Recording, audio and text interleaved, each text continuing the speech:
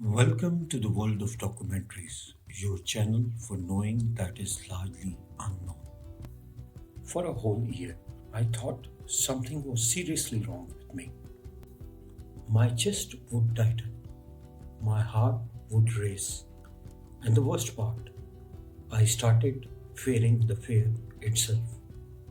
It totally caught me unguarded. But here is what nobody told me clearly. Anxiety isn't the enemy. My nervous system was misfiring. I kept asking, is my anxiety normal or is something wrong with me?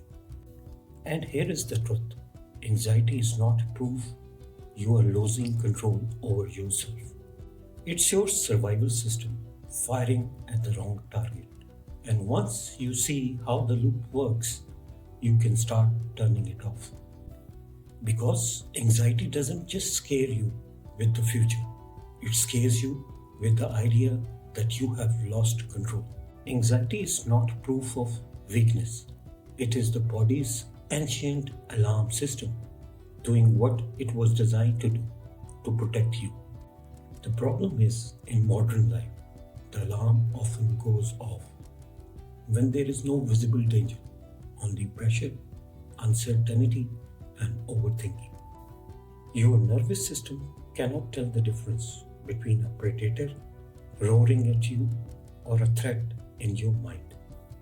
It hears deadlines, conflict, money worries, health fears, and it responds the same way: tight chest, racing heart, restless thoughts.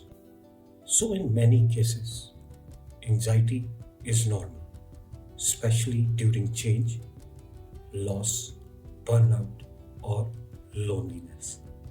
What makes it abnormal is not the feeling, it's when the feeling starts shrinking your life. When you stop going places, stop answering calls, stop sleeping well, stop trusting your own body, then anxiety becomes a cage. And the cruelest part is this: the more you fear the anxiety, the more your brain learns that anxiety itself is danger. That is how panic is born. Your body reacting to your body. A loop of fear feeding fear. But here is the catch: nobody tells you clearly. Anxiety is highly treatable and your brain can be retained. The first step is to stop calling it madness and start calling it what it is: an overprotective signal of your brain.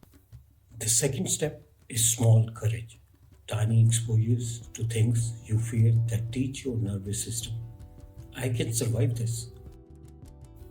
The third step is to reduce its fuel: poor sleep, constant caffeine, endless scrolling, isolation, and unresolved stress. Remember, because calm is not a personality trait, it's a skill your body learns through repetition. If your anxiety is intense, daily, and interfering with life, getting professional help is not failure, it is intelligence. And one day, you will look back like me and realize nothing was wrong with you. You were a human nervous system asking for safety and learning how to come home again.